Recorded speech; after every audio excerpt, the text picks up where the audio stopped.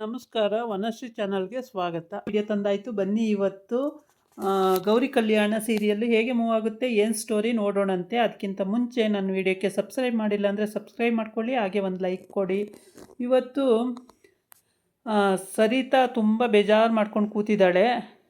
ಅಂದರೆ ತುಂಬ ಬೇಜಾರು. ನಾವಿಲ್ಲದೇ ಇದ್ದಾಗ ನನ್ನ ಮಗನಿಗೆ ತುಂಬ ಸೀರಿಯಸ್ ಆಗಿತ್ತಲ್ಲ, ಗೌರಿ ಚೆನ್ನಾಗಿ ನೋಡ್ಕೊಂಡಿದ್ದಾಳಲ್ಲ, ಅದು ಒಂದು ಕನಿಕರನೂ ಇದೆ. ಆದರೆ ಅದನ್ನು ತೋರ್ಪಡಿಸ್ಕೊಳ್ಳೋದಕ್ಕೆ ಅವಳಿಗೆ ಈಗೋ ಅಡ್ಡ ಬರ್ತಾ ಇದೆ. ಅಲ್ಲಿಗೆ ಅವ್ರ ಅತ್ತೆ ಬರ್ತಾರೆ. ಅವ್ರ ಅತ್ತೆ ಬಂದು ಇವಳು ಸುಮ್ಮನೆ ಬೇಜಾರವಾಗಿ ಕೂತಿರ್ತಾಳೆ. ಅವಾಗ ಅವ್ರ ಅತ್ತೆ ಬಂದುಬಿಟ್ಟು, ಏನಮ್ಮ ಸರಿತಾ ಯೋಚನೆ ಮಾಡ್ತಾ ಕೂತಿದ್ದೀಯಾ, ಯಾಕೆ ಅಂತ ಕೇಳ್ತಾರೆ. ಅಲ್ಲ ಅತ್ತೆ, ನಾವು ಇಲ್ಲದೇ ಇದ್ದಾಗ ಹುಷಾರಿಲ್ಲಲ್ಲ, ವಿವೇಕಕ್ಕೆ ತುಂಬ ಸೀರಿಯಸ್ ಆಗಿದೆ. ಆದರೆ ನೋಡಿ, ಈಗ ನಾವು ಯಾರೂ ಇಲ್ಲ, ಗೌರಿ ನೋಡ್ಕೊಳ್ದೆ ಹೋಗಿದ್ರೆ ಏನು ಕತೆ ಆಗ್ತಿತ್ತು, ನೋಡ್ಕೊಂಡಿದ್ದಾಳೆ ಪಾಪ ಅಂತ ಹೇಳ್ತಾಳೆ. ಮತ್ತು ಅದನ್ನು ಥ್ಯಾಂಕ್ಸ್ ಹೇಳ್ಬೇಕಲ್ವ ಅವಳಿಗೆ. ಒಂದು ಥ್ಯಾಂಕ್ಸ್ ಹೇಳೋದ್ರಲ್ಲಿ ತಪ್ಪೇನಿದೆ, ಹೋಗಿ ಹೇಳು ಅಂತ ಹೇಳ್ತಾನೆ. ನಾನು ಹೇಳಲ್ಲ ಅತ್ತೆ, ಹೇಳಿದ್ರೆ ತಪ್ಪೇನಿದೆ, ಅವ್ರು ಕಷ್ಟಪಟ್ಟು ನೋಡ್ಕೊಂಡಿದ್ದಾಳೆ ಪಾಪ, ಕರ್ಕೊಂಡೋಗಿದ್ದಾಳೆ ಹಾಸ್ಪಿಟ್ಲಿಗೆ, ಕರ್ಕೊಂಡೋಗಿ ನೋಡ್ಕೊಂಡಿದ್ದಾಳೆ, ಎಷ್ಟೆಲ್ಲ ಕಷ್ಟಪಟ್ಟಿದ್ದಾಳೆ, ರಾತ್ರಿ ಎಲ್ಲ ಕಷ್ಟಪಟ್ಟಿದ್ದಾಳೆ, ಅದಾದರೂ ಕನಿಕರ ಬೇಕಲ್ವಮ್ಮ ಸರಿತಾ ಅಂತ ಹೇಳ್ತಾಳೆ ಅವ್ರ ಅತ್ತೆ. ಹೌದು ಅತ್ತೆ ಅಂತಾಳೆ. ಮತ್ತು ಬಾ ಮತ್ತೆ ಸಾರಿ ಕೇಳುವಂತೆ ಅಂತ. ಸಾರಿ ಯಾಕೆ ಕೇಳತ್ತೆ, ಕೇಳಲ್ಲ ನಾನು ಅಂತಾಳೆ. ಸರಿ ಆಯಿತು ಬಾ ಮಾತಾಡು ಸುಮ್ಮನೆ ಅಂತ. ಆಮೇಲೆ ಅಡುಗೆ ಮನೆಗೆ ಹೋಗ್ತಾರೆ ಇಬ್ಬರೂ, ಅತ್ತೆ ಸೊಸೆ. ಇವಳು ಗೌರಿ ಅಡುಗೆ ಮಾಡ್ತಾಯಿರ್ತಾಳೆ. ಆಮೇಲೆ ಅಡುಗೆ ಮಾಡ್ತಿದ್ದವಳು ಸರಿ ಅತ್ತೆ ನೋಡಿ, ಅಜ್ಜಿ ನೋಡಿ ಬರ್ತಾಳೆ. ಅತ್ತೆ ಏನಾರು ಬೇಕಾಗಿತ್ತಾ ಅತ್ತೆ ಅಂತ ಹೇಳ್ಬಿಟ್ಟು, ಏನೂ ಬೇಡ. ಅಲ್ಲ ಇಲ್ಲಿ ಬಂದ್ರಲ್ಲ ಅತ್ತೆ, ಅದಕ್ಕೆ ಏನಾರು ಬೇಕೇನು, ಅಡುಗೆ ಮನೆಗೆ ಬಂದ್ರಲ್ಲ ಏನಾರು ಬೇಕೇನು ಅಂತ ಅದಕ್ಕೆ ಕೇಳಿದೆ ಅಂತ. ಇಲ್ಲ ಏನು ಬೇಡ ನನಗೆ ಅಂತ. ಯಾಕತ್ತೆ ಬೇಜಾರಾಗಿದ್ದೀರಾ, ಏನಾಯಿತು ಅಂತ. ನಾನು ನಿನಗೆ ಹೇಳಿದ್ನ ಬೇಜಾರಾಗಿದ್ದೀನಿ ಅಂತೇಳಿ. ಅಲ್ಲ ಅತ್ತೆ, ಮುಖದಲ್ಲಿ ಹಂಗೆ ಅನ್ನಿಸ್ತು, ಬೇಜಾರಾಗಿದ್ದೀರಾ ಅನ್ನಿಸ್ತು, ಅದಕ್ಕೆ ಕೇಳಿದೆ. ಯಾಕತ್ತೆ ಬೇಜಾರು ಅಂತ. ಏನಿಲ್ಲ ಅಂತ ಹೇಳಿದ್ನಲ್ಲ, ತಲೆ ತಿನ್ನಬೇಡ ಸುಮ್ಮನೆ ಇರು ಅಂತಾಳೆ. ಆಮೇಲೆ ಅಲ್ಲ ಅಜ್ಜಿ ಹೇಳುತ್ತೆ ಅಷ್ಟೊತ್ತಿಗೆ, ಅಲ್ಲ ನೀನು ಅಷ್ಟು ಕಷ್ಟಪಟ್ಟು ರಾತ್ರಿ ಎಲ್ಲ ನೋಡ್ಕೊಂಡಿದ್ದಲ್ಲ, ಅದಕ್ಕೇನೆ ಏನಾರ ಒಂದು ಸ್ವಲ್ಪ ನೋಡ್ಕೊಂಡಿಲ್ಲ ಅಂದರೆ ಹೆಚ್ಚು ಕಮ್ಮಿ ಆಗ್ಬಿಡೋದು ಅಂತೇಳಿ ಸರಿತಾ ಬೇಜಾರು ಮಾಡ್ಕೊಂಡಿದ್ದಾಳೆ ಅಂತ. ಈ ಕಡೆ ಬಂದು ಅವರಮ್ಮ, ಗೌರಿ ಅಮ್ಮ, ಅಪ್ಪ ಮತ್ತು ಚಿನ್ನು ಎಲ್ಲ ಬಿಡಿಸ್ಕೊಂಡು ಬಂದಿದ್ದಾನೆ. ವಿವೇಕ್ ತಮ್ಮ ಬಿಡಿಸ್ಕೊಂಡು ಆ ವಿಷಯ ಎಲ್ಲ ತಿಳ್ಕೊಂಡು ಹೆಂಗೆ ಗೊತ್ತು ಮಾಡಿಕೊಂಡು ಬಿಡಿಸ್ಕೊಂಡು ಬಂದು ಮನೆಗೆ ಬಿಟ್ಟಿದ್ದಾನೆ. ಇವಾಗ ಗೌರಿ ಅಮ್ಮ ಒಂದು ಲೋಟ ಕಾಫಿ ಕುಡ್ಕೊಂಡು ಹೋಗಪ್ಪ ಅಂತ ಹೇಳ್ತಾಳೆ. ಈಗ ಬೇಡ ಆಂಟಿ, ಕಾಫಿ ಏನು ಬೇಡ, ಪರವಾಗಿಲ್ಲ ಇರಲಿ ಬೇಡ ಅಂತ ಹೇಳ್ತಾನೆ. ಇಲ್ಲ ಕಾಫಿ ಕುಡ್ಕೊಂಡೇ ಹೋಗ್ಬೇಕು, ಇಷ್ಟೆಲ್ಲ ಸಹಾಯ ಮಾಡಿದೀಯಾ, ನೀನಿಲ್ಲ ಅಂದಿದ್ರೆ ನಮ್ಮ ಕತೆ ಏನಾಗ್ತಿತ್ತೋ ಏನೋ, ದೇವ್ರಂಗೆ ಬಂದಿದೀಯಾ, ಕಾಫಿ ಕುಡ್ಕೊಂಡೇ ಹೋಗು, ಮಾಡ್ಕೊಬರ್ತೀನಿ ಕೂತ್ಕೋ ಅಂತಾರೆ. ನೋಡ್ಕೊಳ್ರಿ ಕಾಫಿ ಮಾಡ್ಕೊಬರ್ತೀನಿ ಅಂತ ಹೋಗ್ತಾಳೆ.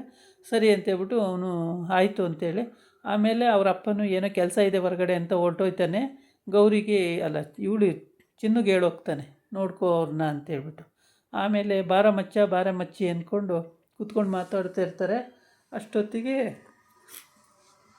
ಗೌರಿ ಅಮ್ಮ ಕಾಫಿ ಮಾಡಿಬಿಟ್ಟು ಕರೀತಾಳೆ, ಚಿನ್ನು ಬಾಯಿಲಿ ಅಂತೇಳಿ. ಏನಮ್ಮ ಅಂತ ಹೋಗ್ತಾಳೆ. ತೊಗೊಂಡೋಗಿ ಕಾಫಿ ಕೊಡು ಅಂತ. ಏನು ಹೆಣ್ಣು ನೋಡೋ ಶಾಸ್ತ್ರನೇನಮ್ಮ ಕಾಫಿ ಕೊಡೋಕ್ಕೆ, ನಾ ಕೊಡಲ್ಲ, ಅವನಿಗೇನಕ್ಕೆ ಕಾಫಿ ಕೊಡಬೇಕು ಅಂತ. ಕೊಡೋಗಿ ಹಂಗೆಲ್ಲ ಮಾತಾಡಬೇಡ, ಅವ್ರು ಬಿಡಿಸಿಲ್ಲ ಅಂದರೆ ಎಷ್ಟು ಕಷ್ಟ ಆಗ್ತಿತ್ತು ಇವಾಗ ಅಂತ ಹೇಳ್ತಾಳೆ. ಏನಿಲ್ಲ ಸುಮ್ಮನಿರಮ್ಮ ಅಂತ. ಇವನು ಕೈ ಮುಗಿತಾನೆ ಅವನಿಗೆ, ನೀವಿಲ್ಲ ಅಂದಿದ್ರೆ ನನಗೆ ತುಂಬ ಕಷ್ಟ ಆಗ್ತಿತ್ತು ಅಂತೇಳಿ ಗೌರಿ ಅಪ್ಪ ಗೌರಿ ಮೈದಕ್ಕೆ ಕೈ ಮುಗಿತಾನೆ. ಅಂಕಲ್ ಹಂಗೆಲ್ಲ ಕೈ ಮುಗಿಬೇಡಿ, ಏನು ಮಹಾ ದೊಡ್ಡ ಕಾರ್ಯ ಮಾಡಿರೋದು ನಾನು, ಏನು ಸಹಾಯ ಮಾಡಿದ್ದೀನಿ, ಕೈ ಮುಗಿಬೇಡಿ ಅಂತ. ಇರಲಿ ಬಿಡಪ್ಪ, ನೀನಿಲ್ಲ ಅಂದಿದ್ರೆ ನಮಗೆ ತುಂಬ ಕಷ್ಟ ಆಗೋದು, ನಮಗೆ ಯಾರನ್ನ ಕೇಳಬೇಕಾಗಿತ್ತು, ನಮ್ಮಂಥ ಬಡವರಿಗೆ ಎಲ್ಲಿದೆ ಆಸರೆ ಅಂತ. ಆಗ ಸರಿ ಅಂಕಲ್ ಬಿಡಿ ಪರವಾಗಿಲ್ಲ, ಈಗ ಆಯ್ತಲ್ಲ ಎಲ್ಲ ಒಳ್ಳೆಯದೇ ಆಯ್ತಲ್ಲ ಬಿಡಿ ಅಂಕಲ್, ಏನು ಅದಕ್ಕೆಲ್ಲ ಯಾಕೆ ಬೇಜಾರು ಮಾಡ್ಕೊಳ್ತೀರಾ, ಸುಮ್ಮನಿರಿ ಅಂಕಲ್ ಅಂತ ಹೇಳ್ತಾನೆ.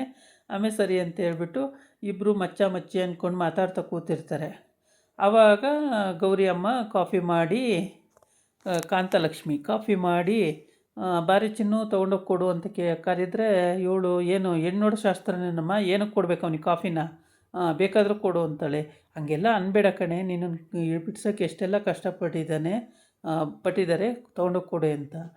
ಇರಲಿ ಪರವಾಗಿಲ್ಲ, ಏನು ನಾನು ಬಿಡ್ಸೋಕ್ಕೆ ಏನು ದೊಡ್ಡ ಸಾಹಸ ಮಾಡಿದ್ದಾನೆ ಅವನು, ಏನಿಲ್ಲ ಸುಮ್ಮನೆ ಕೂತ್ಕೊಳ್ಳಮ್ಮ ಅಂತ ಬೈತಾಳೆ. ಆಮೇಲೆ ಸುಮ್ಮನೆ ತೊಗೊಂಡೋಗಿ ಕೊಡ್ತೀಯಾ ಇಲ್ವಾ ಅಂತ ಬೈತಾಳೆ. ಆವಾಗ ತಗೋ ಕಾಫಿ ಅಂತ. ಸರಿ ಕಾಫಿ ಇಸ್ಕೊಂಡು ಅವ್ನು ಕುಡಿದು ಮಾತಾಡ್ತಾ ಇರ್ತಾರೆ. ಹಂಗೆ ಮಾತಾಡ್ತಾ ಇರುವಾಗಲೇ ಸರಿ ಕಾಫಿ ಕುಡಿದ್ಬಿಟ್ಟು ಅವನು ಹಿಂಗೆ ಈ ವಿಷಯಗಳೆಲ್ಲ ಮಾತಾಡ್ತಾ ಇರ್ತಾರೆ. ಮಾತಾಡಿಕೊಂಡು ಕಾಫಿ ಕುಡಿದು ಅವ್ನು ಬರ್ತೀನಿ ಅಂತ ಹೇಳಿಬಿಟ್ಟು ಹೊರಡ್ತಾನೆ. ಆವಾಗ ಚಿನ್ನು ಆಯಿತು ಹೋಗಿ ಬರೋ ಮಚ್ಚಿ ಅಂತ ಹೇಳ್ತಾಳೆ. ಅವ್ರನ್ನ ಕಳಿಸಿ ಆ ಕಡೆ ಕಳಿಸಾಗೋಗುತ್ತೆ. ಆಮೇಲೆ ಕಳಿಸ್ತಾಳೆ ಇವಳು ಚಿನ್ನು, ಹೋಗಿ ಬರೋ ಮಚ್ಚಿ ಅಂತ ಹೇಳ್ಬಿಟ್ಟು ಕಳಿಸ್ತಾಳೆ. ಕಳಿಸಿ ಇನ್ನೇನು ಒಳಗಡೆ ಬರಬೇಕು ಅಷ್ಟೊತ್ತಿಗೆ ಕಾಂತಲಕ್ಷ್ಮಿ ಅದೇ ಕಾಫಿನೂ ಕೊಟ್ಟಾಯಿತು. ಕಾಫಿ ಕೊಟ್ಟು ತೊಗೊಂಡೋಗಿ ಕೊಡು ಅಂತಲೂ ಹೇಳಾಯಿತು. ಕಾಫಿನೂ ಕುಡ್ದಾಯ್ತು, ಅವನು ಮಾತಾಡಾಯಿತು. ಆಮೇಲೆ ಜಾಗಿಂಗ್ ಬರಲಿಲ್ವಲ್ಲ, ಅದಕ್ಕೇ ಅನುಮಾನ ಬಂದು ಮನೆ ಹತ್ರ ಬಂದೆ. ಆದರೆ ನಿಮ್ಮ ಅತ್ತೆ ನನಗೇನು ವಿಷಯ ಹೇಳಲಿಲ್ಲ, ಸುಳ್ಳು ಹೇಳಿದ್ರು, ಅವ್ರು ಊರಿಗೆ ಹೋಗಿದ್ದಾರೆ ಅಂಥೇಳಿ. ಅದೇಗೋ ನನಗೆ ಬೇರೆ ಕಡೆಯಿಂದ ವಿಷಯ ತಿಳ್ಕೊಂಡು ನಾನು ಬಂದೆ ಅಲ್ಲಿಗೆ ಅಂತೆಲ್ಲ ಹೇಳಿರ್ತಾನೆ.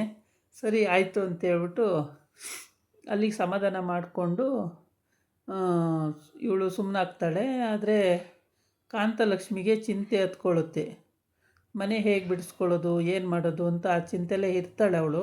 ಅದರಲ್ಲಿ ಬೇರೆ ಇವಳು ಬೇರೆ ಜೈಲಿಗೆ ಹೋಗಿ ಬಂದಿದ್ದಾಳೆ. ಈಗ ಇಬ್ಬರು ಸೊಸೆಯರು ದೊಡ್ಡ ಮನೆ ಸೊಸೆಯರಾಗಿದ್ದಾರೆ, ಇಬ್ಬರು ಮಗಳದಿರು ದೊಡ್ಡ ಮನೆ ಸೊಸೆಯರಾಗಿದ್ದಾರೆ.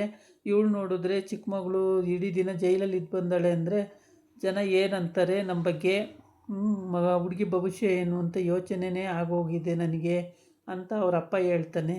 ಅದಕ್ಕೆ ಯಾಕೆ ಅಂಕಲ್ ಅದಕ್ಕೆಲ್ಲ ಯೋಚನೆ ಮಾಡ್ತೀರಾ, ಏನು ಯೋಚನೆ ಮಾಡಿಬಿಡಿ, ಸುಮ್ಮನೆ ರೀ, ಅವಳು ಸ್ಟ್ರಾಂಗು ಚಿನ್ನು, ಅವಳೇನು ಕಡಿಮೆ ಸ್ಟ್ರಾಂಗ್ ಅಲ್ಲ, ಎದ್ರಲ್ಲ ಬಿಡಿ ಅವಳು ಅಂತ ಹೇಳಿರ್ತಾನೆ.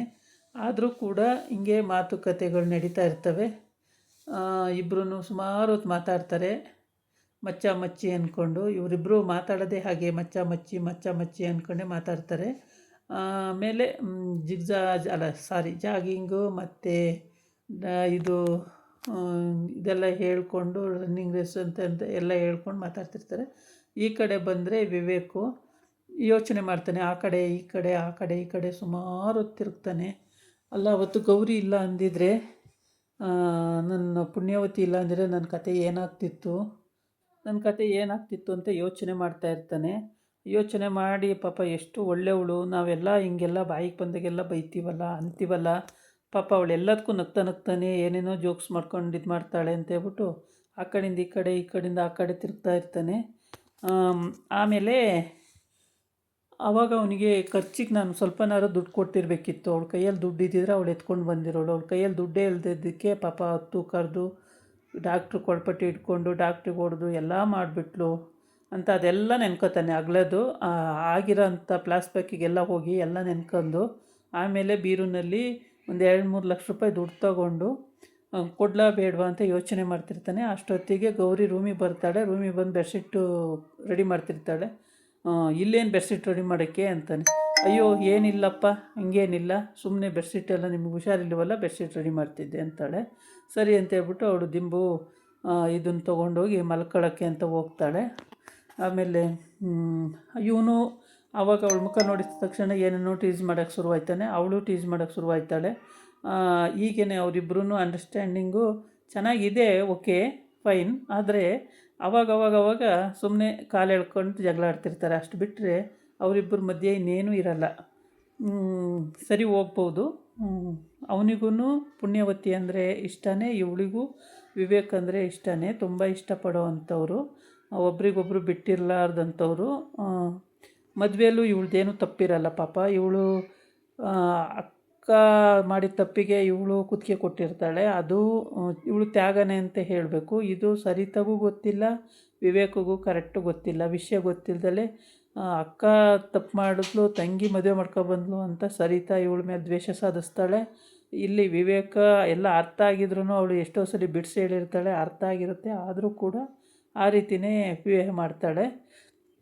ಆಮೇಲೆ ಬೆಳಗ್ಗೆ ಎದ್ದರೆ ಆಫೀಸಿಗೆ ರೆಡಿ ಆಗೋಕ್ಕೆ ಶರ್ಟು ಪ್ಯಾಂಟೆಲ್ಲ ಹಾಕ್ಕೊಂಡು ಕೋಟೆಲ್ಲ ಹಾಕ್ಕೊಂಡು ರೆಡಿ ಆಗ್ತಾನೆ. ಆದರೆ ಪೇಪರ್ ಇಟ್ಕೊಂಡು ಈ ಪೇಪರೆಲ್ಲ ಬಿಟ್ಟು ಹೋಗ್ತಾ ಇದ್ದೀರಲ್ಲ ತೊಗೊಳ್ಳಿ ಅಂತ ಅವಳು ನೆನಪು ಮಾಡಿ ಕೊಡುವಂಥ ಸನ್ನಿವೇಶ ತುಂಬ ಚೆನ್ನಾಗಿ ಮೂಡಿ ಬರ್ತಾಯಿದೆ. ಗೌರಿ ಕಲ್ಯಾಣ ಎಲ್ಲೂ ಸ್ಕಿಪ್ ಮಾಡ್ದಂಗೆ ಫುಲ್ ಸ್ಟೋರಿ ನೋಡಿ, ನಿಮಗೆ ಕೂಡ ಎಲ್ಲವೂ ಅರ್ಥ ಆಗ್ತವೆ. ತುಂಬ ಚೆನ್ನಾಗಿದೆ ಈ ಸ್ಟೋರಿ, ಮುಂದೆ ಇನ್ನೂ ಬ್ಯೂಟಿಫುಲ್ಲಾಗಿರುತ್ತೆ. ತುಂಬಾ ಇಂಟ್ರೆಸ್ಟಿಂಗ್ ಸ್ಟೋರಿ. ಇದಾಗಿತ್ತು ಇವತ್ತಿನ ವಿಡಿಯೋ. ನಾಳೆ ಇನ್ನೊಂದು ವಿಡಿಯೋ ಜೊತೆ ಬರ್ತೀನಿ. ನಮಸ್ಕಾರ.